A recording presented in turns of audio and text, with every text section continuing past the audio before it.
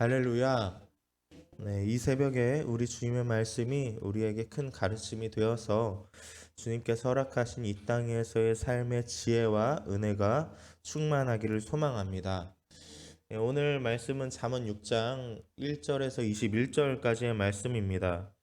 오늘 말씀을 부분적으로 살펴보면서 하나님께서 원하시는 성도의 삶이 어떤 삶인지 우리가 발견하고 또 실천하며 나아갈 수 있는 시간 될 수 있길 원합니다. 오늘 말씀은 아주 실제적인 교훈이 담겨져 있습니다. 서로 사랑하라, 용서하라, 이런 포괄적인 이야기가 아니라 구체적인 예가 담겨 있습니다. 1절부터 보면 5절까지 담보와 보증에 대한 경고입니다. 누군가를 위해서 선한 마음으로 했든 또한 그렇지 않든 음, 보증을 서게 되면 곤란함에 처한다는 말입니다. 물론 능력이 된다면 관대함을 베풀거나 한 영혼을 사랑하는 마음으로 충분히 도울 수 있겠죠. 하지만 능력이 되지 않는데 능력 이상의 것을 감당하지 못할 만큼을 담보 잡아서 약속한다면 쉽게 말해서 폭삭 망한다고 하죠. 폭삭 망하기가 참 좋습니다. 저랑 아주 가까운 분도 이 보증으로 인해서 인생이 폭삭 망한 분이 있는데 바로 아버지입니다. 아버지가 이 잠언 6장의 말씀을 아주 오래전에 묵상하시고 또 마음에 새기셔서 어, 그랬었더라면 좋았겠다 하는 마음도 잠깐 들었습니다.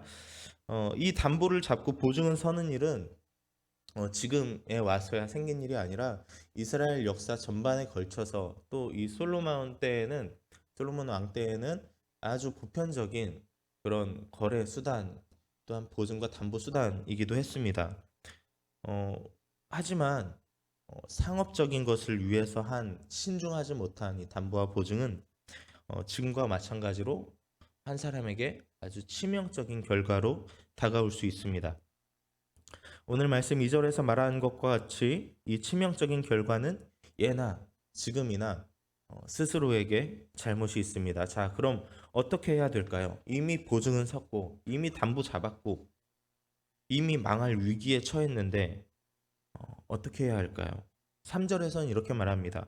일단 이 상황은 벌어진 일이니까 되돌릴 수 없으니까 어떻게든 빠져나와야 한다는 것입니다. 어떻게요? 빚을 진 그 사람에게 사정사정하며 애원하라는 겁니다. 겸손이라는 표현이 성경에 나와 있는데 겸손하라는 것은 자신을 낮추라는 것인데 여기서 쓰인 겸손은 자신을 낮추는 것 이상으로 적당히 수세에 처함으로 인해서 이렇게 숙이고 들어가라 이 정도가 아니라 자신을 짓밟아 낮출 만큼 굴복하며 사정사정하라 이런 뜻입니다. 4절에서는 또 이 행위를 게을리하지 말라라고 말하고 있습니다. 5절에서는 짐승이 목숨을 잃지 않으려 발버둥 치는 것과 같은 모습으로 어려움에서 필사적으로 벗어나라고 합니다. 어려움을 당했다면 정말 필사적으로 그 어려움에서 나오려고 부지런히 꾸준히 노력하라는 말씀입니다.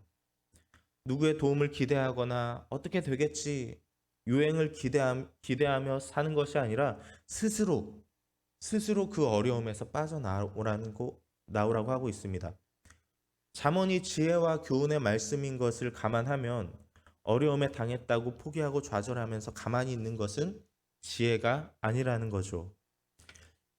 혹시 어려움에 빠져 계십니까?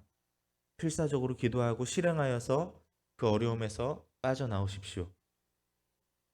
노루가 사냥꾼의 손에서 벗어나려는 것 같이 새가 그물 치는 자의 손에서 벗어나려는 것 같이 필사적으로 그 어려움에서 빠져나오십시오. 우리 예수님은 우리가 승리하길 원하시고 우리가 평안하길 원하십니다. 그렇기 때문에 우리를 도우십니다. 감사한 것은 예수님의 권세가 우리의 권세입니다. 모두 어려움과 싸워 승리하는 성도님들 되시길 바랍니다.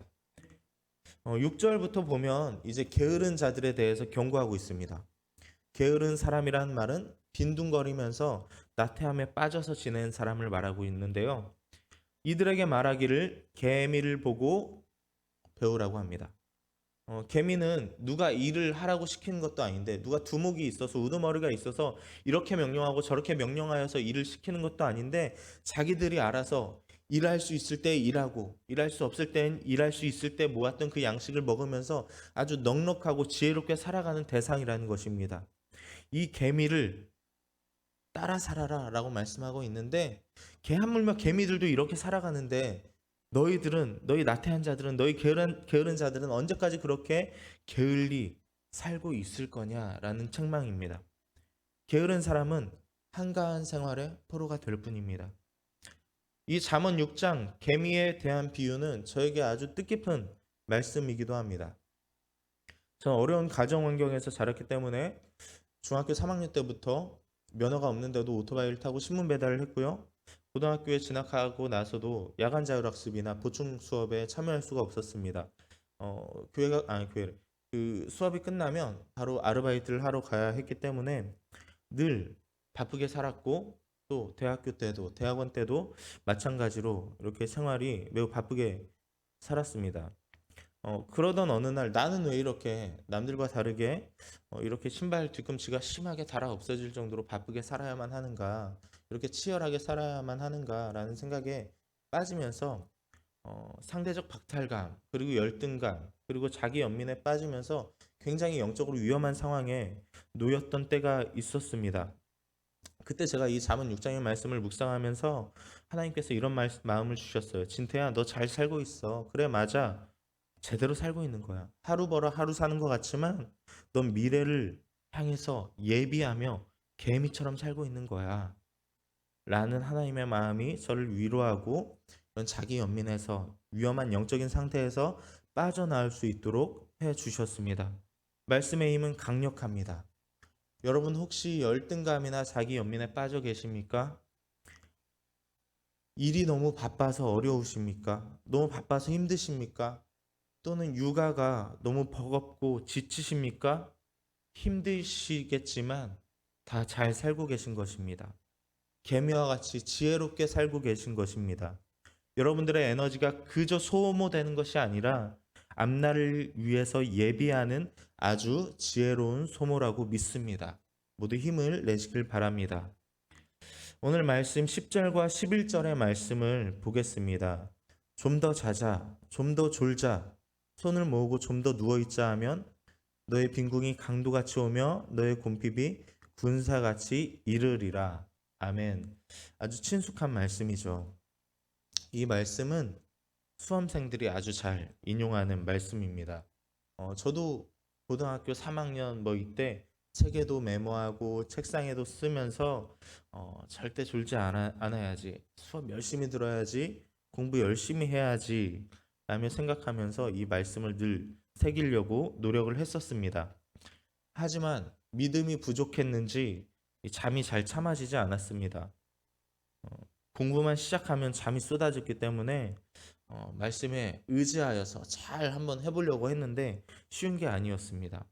하지만 이것을 잘 못 지키니까 불안함이 생깁니다. 그 뒤에 나온 말씀처럼 졸면 빈궁이 강도같이 오고 곰핍이 군사같이 와서 시험에 떨어질까 걱정이 되고 성적이 안 나올까 걱정이 되고, 네. 얼마나 두렵습니까? 하지만 나중에 이 말씀의 앞뒤를 읽어보니까 공부하려는 자에게 깨어 일어나라가 아니고 게으른 자여 네가 어느 때까지 누워 있겠느냐 말하며 무절제하고 방탕하고 방종한 생활 자세를 가진 사람에게 경고하고 있는 것이었습니다. 역시 말씀은 잘 보고 인용해야 합니다.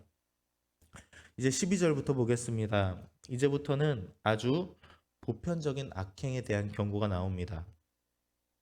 악한 사람은 정직한 말을 하지 않고 구부러진 말, 즉 사실이 아닌 말, 거짓말을 한다는 말입니다. 그리고 속이는 자들은 눈짓, 발짓 이런 행동으로 은밀하게 악함을 행한다는 것입니다. 그리고 손가락질하며 남을 경멸하고 조롱합니다.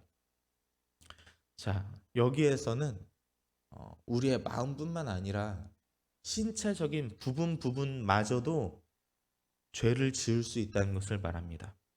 악한 자는 눈과 발과 손가락, 그가 가는 걸음들, 이 성경에 나온 모든 이것들이 다 부정과 불법의 도구로 사용된다는 것입니다. 너무 소름 끼치지 않습니까? 악한 자들은 그 신체 기관마저도 저주받아 있는 것입니다. 악한 일만 하니까요. 손이 악한 일만 하고, 눈이 악한 것만 보고, 입이 악한 것만 말하고, 발이 악한 것만 향하고, 내가 악하게 굴면 내 손과 발은 물론이고 모든 신체 기관들이 악함의 도구가 되어 사용되는 것입니다. 그래서 예수님께서 마태복음 5장 29절 30절에서 이렇게 말씀하셨나 봅니다. 제가 읽어드립니다. 만일 네 오른 눈이 너로 실족하게 하거든 빼어내버리라. 내 백체 중 하나가 없어지고 온몸이 지옥에 던져지지 않는 것이 유익하며, 또한 만일 너의 오른손이 너로 실족하게 하거든 찍어내버리라. 너의 백체 중 하나가 없어지고 온몸이 지옥에 던져지지 않는 것이 유익하니라. 아멘. 좀 많이 무서운 말씀이지만 그만큼 우리는 이 악함을 경계해야 한다는 것입니다. 내가 악한 자가 되면 내 손과 발은 악함을 위해서 일하는 무서운 도구가 됩니다. 그 결과는 오늘 15절의 말씀과 같이 멸망입니다. 이 멸망은 곧 하나님 나라에 들어가지 못하는 무서운 형벌일 것입니다. 우리 모두 악에서 멀어집시다. 악함과 선함을 분명히 구별할 줄 아는 성도님들 되시기를 바랍니다. 이어서 이제 하나님께서 미워하시는 것 7가지가 나열됩니다. 이 또한 위에서 말한 것처럼 다 신체 기관과 연관이 되어 있습니다. 교만한 눈, 거짓된 혀, 무죄한 자의 피를 흘리는 손, 악함을 꾀하는 마음, 악으로 달려가는 발, 거짓을 말하는 망령된 증인과 형제 사이를 이간하는 자를 말하고 있습니다. 누가 봐도 악한 행위들이죠. 특히 오늘 말씀에서는 거짓에 대한 경고를 더 강력하게 여러 곳에서 하고 있는 것을 볼 수 있습니다. 19절에 이 중에 거짓을 말하는 망령된 증인이라는 말이 있는데, 이 망령된 증인을 직역하면 거짓을 호흡하는 자입니다. 거짓 증인은 거짓을 아주 호흡처럼 여겨서 거짓 없이는 살아갈 수 없다는 것입니다. 우리에게 호흡은 필수적인 거잖아요. 호흡을 하지 못하면 죽는 거잖아요. 악한 사람은, 거짓 증인은 이 거짓과 죄, 호흡처럼 여기는 이 거짓과 죄의 악함이 없으면 숨 쉴 수 없는 사람들이라는 것입니다. 우리가 그런 사람을 봤을 때는 저 사람 좀 나쁜 것 같아, 저 사람 참 거짓된 사람이다, 좀 멀리 해야겠다 정도로 넘어갈 수 있겠지만, 하나님께서 이 악한 사람을 보셨을 땐 너는 거짓 없이는 아주 살 수가 없는 사람이구나, 너의 모든 신체 기관이 악함을 행하는 도구로구나, 너 진짜 그냥 두면 안 되겠다, 너 이러다가 멸망해, 회개 제대로 해야겠다, 이 정도가 되는 것입니다. 하나님 앞에서, 사람 앞에서 늘 정직하게 살아가는 우리가 되기를 바랍니다. 그래서 악과 죄 없이는 숨 쉴 수 없는 사람들이 아니라 정직 없이는 숨 쉴 수 없고 믿음 없이는 숨 쉴 수 없는 믿음의 사람들 다 되시길 바랍니다. 마지막 20절, 21절의 말씀입니다. 우리 함께 한 번 더 읽어볼까요? 20절, 21절의 말씀을 한 목소리로 합독합니다. 내 아들아, 내 아비의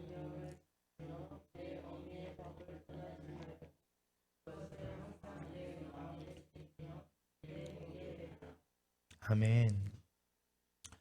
예, 아비의 명령을 지키고 어미의 법을 떠나지 말고. 아멘. 왜 아버지와 어머니의 역할을 이렇게 나눠놨을까요? 가능하면 모두를 겸비하여 완벽하게 주님 안에서 정직하고 성실하고 믿음을 가지라라는 말입니다. 아비와 어미 그리고 자녀는 교육자와 피교육자의 관계입니다. 이스라엘에서는 보편적으로 아버지는 실제적인 생활 지침을 자녀에게 가르치고 어머니는 일반적인 교훈이나 율법 등을 가르쳤다고 합니다. 한마디로 아버지는 행함을 교육했다고 하면 어머니는 영적인 것을 담당한 것입니다. 그러니까 아비의 명령을 지키고 어미의 법을 떠나지 말라는 말씀은 한마디로 행위도 마음도 모두 악을 멀리하라는 것입니다. 그리고 이 교훈을 마음에 늘 새기고 이 이스라엘 역사에서도 이 장신구는 굉장히 중요하고 필수적이고 또한 사람을 꾸미는데 굉장히 중요한 요소였거든요. 그러니까 그때도 목걸이가 있었던 거예요. 이 목걸이를 늘 하고 다니는 너희들의 그 마음처럼 이 말씀을 늘 목에 두르고 늘 목에 메고 다니는 것처럼 늘 말씀을 가까이 하라 라는 말씀인 것입니다. 이것이 하나님께서 원하시는 지혜로운 사람이라는 것입니다. 지혜로운 사람은 멸망의 자리에 있지 않습니다. 혹여 멸망의 자리를 향해 가더라도 금방 자각하고 금세 빠져나오게 됩니다. 오늘 말씀을 쭉 종합해서 보니까 지혜는 필사적으로 노력하는 자에게 있다는 결론이 나옵니다. 보증을 서서 잘못됐을 때 필사적으로 그 어려움에서 빠져나와야 하고 게으름에 빠져 나태함이 나를 지배하려 할 때 필사적으로 그 게으름에서 빠져나와 개미처럼 지혜로워져야 하고 악함을 필사적으로 멀리해야 한다는 교훈의 말씀입니다. 이 말씀들을 지키려면 교훈을 마음에 새겨야 하고 한시도 잊지 않도록 필사적으로 목에 메고 지혜의 말씀을 사수하라는 것입니다. 여러분, 필사적으로라는 말을 제가 반복하고 있는데 이 필사적으로의 반대말은 무엇일까요? 넌센스지만 힌트를 드리겠습니다. 사람에게 가장 해로운 곤충이라고 합니다. 뭘까요? 바로 대충입니다. 네, 대충. 필사적으로의 반대말은 대충, 적당히 이런 말이 될 수 있습니다. 신앙생활 참 쉽지 않죠.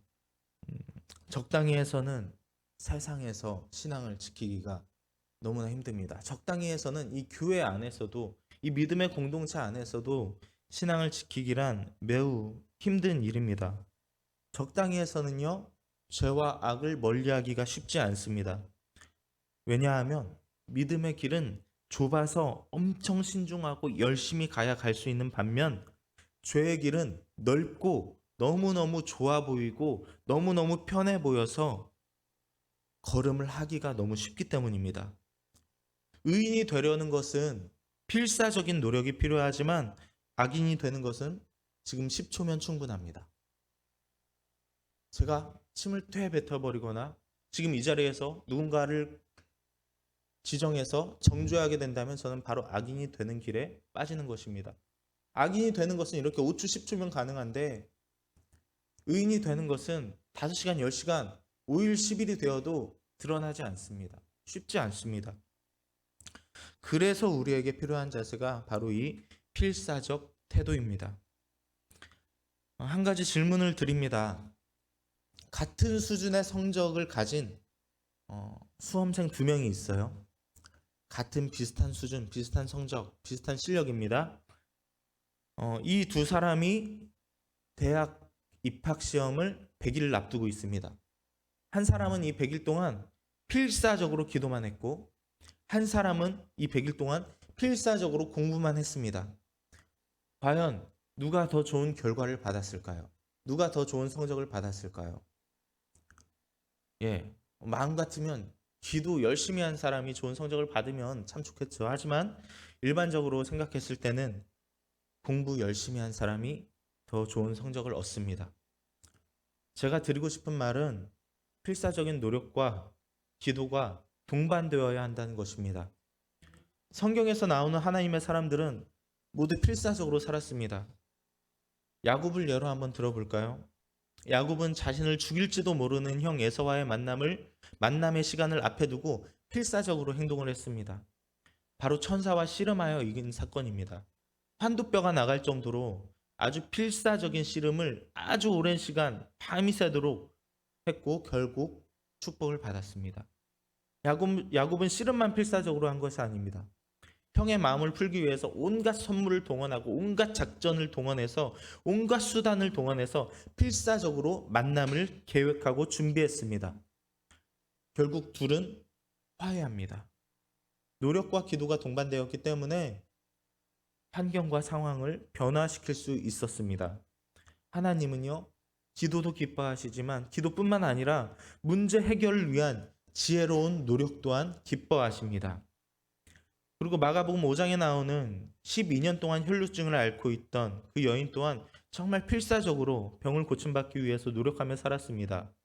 그리고 결국 믿음으로 예수님의 옷자락을 만진 그날 그 병으로부터 자유롭게 되고 예수님의 축복을 받을 수 있었습니다. 이 외에도 정말 많은 하나님의 사람들은 필사적으로 죄를 멀리했고 필사적으로 어려움과 고통에서 빠져나오려 노력했습니다. 예수님이 필요한 이들은 늘 필사적으로 예수님께 나아왔습니다. 마지막으로 성경에서 가장 필사적이셨던 한 분을 말씀드리고 말씀을 마치려 합니다. 바로 예수님입니다. 어떤 사람이 예수님보다 더 필사적일 수 있을까요? 예수님은 고통받는 자들을 필사적으로 찾아다니셨습니다. 필사적으로 복음을 전하셨고 예수님은 하나님과 죄인인 우리의 관계를 화해시키기 위해서 필사적으로 고난당함을 참으셨습니다. 필사적으로 십자가를 지시고 그 골고다 언덕을 오르셨고 필사적으로 십자가에 달려 고통을 감당하셨습니다. 왜요? 우리를 정말 필사적으로 사랑하셨기 때문입니다. 예수님의 이 필사적인 모습 또한 우리가 닮아야 할 모습이라고 생각이 됩니다. 말씀을 정리합니다. 어려움에 빠져 계시다면 필사적으로 기도하고 어려움에서 벗어날 수 있도록 필사적으로 노력하여서 결국 승리하시길 바랍니다. 게으름이나 자기 연민에 빠져 있다면 필사적으로 게으름을 대적하고 개미와 같이 앞날을 위해 부지런히 준비하는 것을 도전하시길 바랍니다. 그리고 악한 것을 필사적으로 멀리하고 경계하여서 멸망의 길로 가지 않고 축복의 길로 가시길 바랍니다. 그리고 하나님의 말씀을 늘 필사적으로 마음과 몸에 지니고 살아가시길 바랍니다. 우리의 그 모습을 통해서 하나님께서 기뻐하시고 우리의 환경과 상황과 기도하는 모든 부분에 대해서 변화를 주시고 새롭게 하실 것입니다. 오늘 하루 그리고 이번 한 주는 간절히 찾고 부르짖는 자에게 함께 하신 하나님, 성실함과 수고의 땀방울과 절제함을 기뻐하시고 결코 잊지 않으시고 기억하시는 하나님을 경험하시면서 모두 살아가시길 바라고 사순절 셋째 주간을 보내고 있습니다. 이 사순절을 통해서 예수님께 더욱더 나아가시는 시간 보내는 저와 여러분들 되기를 간절히 바라며 말씀을 마칩니다. 함께 잠시 기도하겠습니다.